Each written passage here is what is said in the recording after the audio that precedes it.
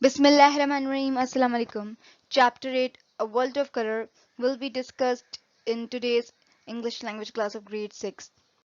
In vocabulary 1, the speaker is asking that which color would be the best to paint the bedroom, and here are some suggestions given by the different people.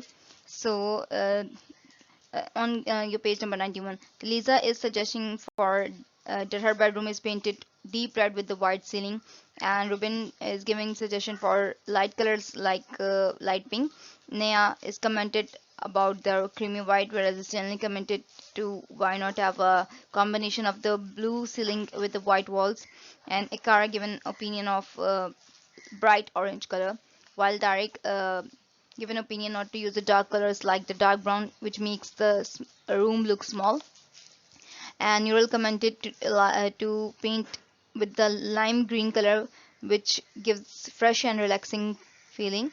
And Anada also gives an opinion to for the pale yellow color, and Boris gives an option for the grayish blue with the white walls, and Diane also gives a suggestion for the mixture of the golden brown and the pale yellow. So in this first exercise, you have to match the words which is written in the bold to the colors which is given on your page number 90. And in the second exercise, you have to complete the table with all the possible colors mentioned in the above exercise. Just like the sun, the possible colors for the sun is a deep red, maybe bright orange, and pale yellow as a choice. And for the sky is also the bright orange and grayish blue. So you have to complete the table with this uh, colors written in the bold, and which is a combination of the two words. In exercise 3 of the vocabulary 1, you have to choose the correct colors for the statement. Just like in the first question, I am very worried because my tongue is the option is given to you, lime green or the light pink, so you have to correct the choose the correct one. In this report, dyeing, the use of dyeing to color the clothes has been explained, which is the practice of almost 1,000 years ago, and other methods like the block printing and tie-and-dye has also been explained. So after reading this report, you have to match the topics from 1 to 5 to the paragraph A to D, and one topic is extra in the exercise 2 of the reading given on your page number 92. After reading the report, you have to answer the questions of exercise 3 given on your page number 92. In the first question, you have to answer that why the dyes have changed. As you know that in the past the dyes were used from the plants, and now mostly they are the man-made. In the second question, you have to explain that did block printing begin in South region or not. You after reading this article very carefully, answer whether the block printing began in South region or Sindh region or not. And in the third question, you have to write which materials do you need for block printing. As you know that uh, wood of a block of wood and dye is used. And in the fourth question, why the writer used amazingly, because you know that the writer was surprised that the people in the south region still used it block printing method. And in the fifth question, you have to write the two colors do the indigofera and the madder plants gives us. Now the indigofera gives us the indigo color, which is a dark blue, and madder plants gives us a dark red color. In the sixth question, you have to answer that uh, different patterns you how do you create patterns using the tie and dye method. You know that by tying the material with the help of thread, yeah, you can dye the cloth. And in seventh question, uh, is it easy to see the difference between the cloth dyeing and you using the block printing and tie and dye? So it's easy, you know, because they have all have different techniques and different printing procedures. And in the last question, you have to give the reason that do you think the report ends with a fact or opinion. So answer all these questions. Language focus 1 is about the practice of the past simple versus present perfect. The simple past is verb tense that is used to talk about things that happened or existed before now. And the simple past tense emphasizes that the action is finished. It describes activities, actions, states that have already happened.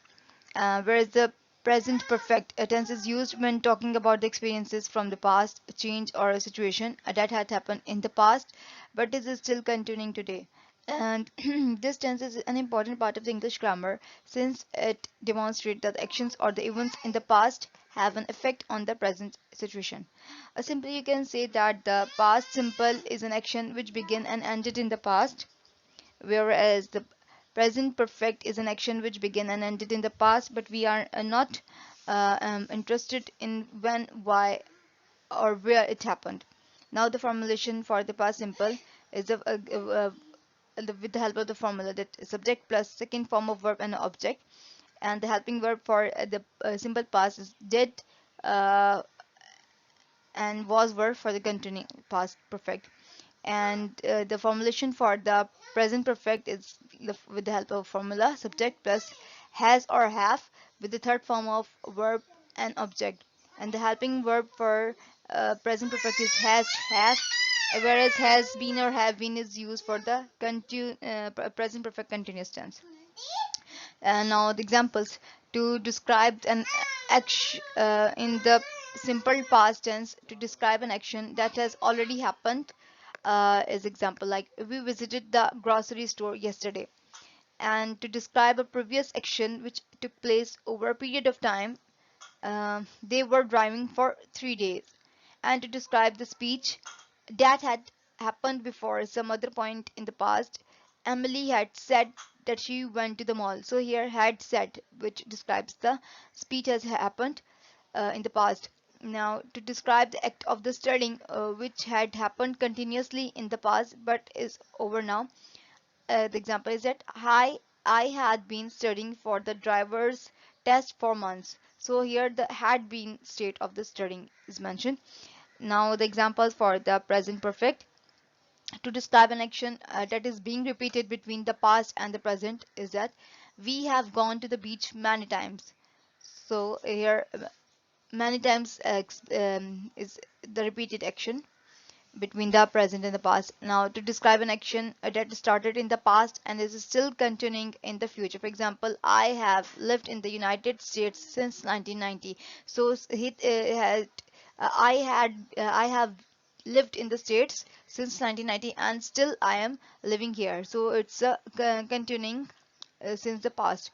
And to describe an action that has not yet been finished, for example, it has rained a lot this month, so it means that the action is not finished, the raining is not finished, and uh, the rained shows that the action has been started in the past. And to describe an action that was completed in the recent past, for the example, I have just finished my internship at the museum. So it means that the action has been completed in the recent past. And to describe an action when time was not an important aspect sometimes, for example, she has lost her wedding ring, so don't know when she has lost. Okay. In the first exercise of Language Focus 1, complete the sentences using past simple or present perfect forms of verb given in the brackets. In second exercise, you have to complete the newspaper article by using the past simple or present perfect forms of verb given in this box. And in the third exercise, you have to complete the sentence using the past simple or present perfect forms of verb given in the brackets, and you may also give your answer in the affirmative or negative. In vocabulary 2, idioms have been explained. You know that an idiom is an expression, a word, or a phrase that has a figurative meaning conventionally understood by the native speakers. The meaning is different from the literal meaning of the idiom's individual elements, and you can say that the idioms does not mean exactly what the words say. You may also have heard some fruit idioms like bad apple, second banana, go pear-shaped, or life is a ball of cherries. Now in your text, some color idioms have been explained. Now I will also explain you some color idioms with their meanings. Red tape means official task. Green with envy means to be jealous. Purple patch means to show excellent performance. Once in a blue means very rare. Gray area means unclear. Golden opportunity means perfect chance. Tickle pink means very happy. Black market means illegal trade. White lie means to upset someone's feeling. Caught red-handed means to catch someone in the act of doing something. Green fingers mean to be skilled at gardening. Black sheep means to be odd one. And have the blues means to be depressed. Blackout means faint. And out of blue means surprisingly. In the first exercise, here are some sentences of the color idioms have been given to you. So after reading these sentences carefully, you have to match this to the definitions given below.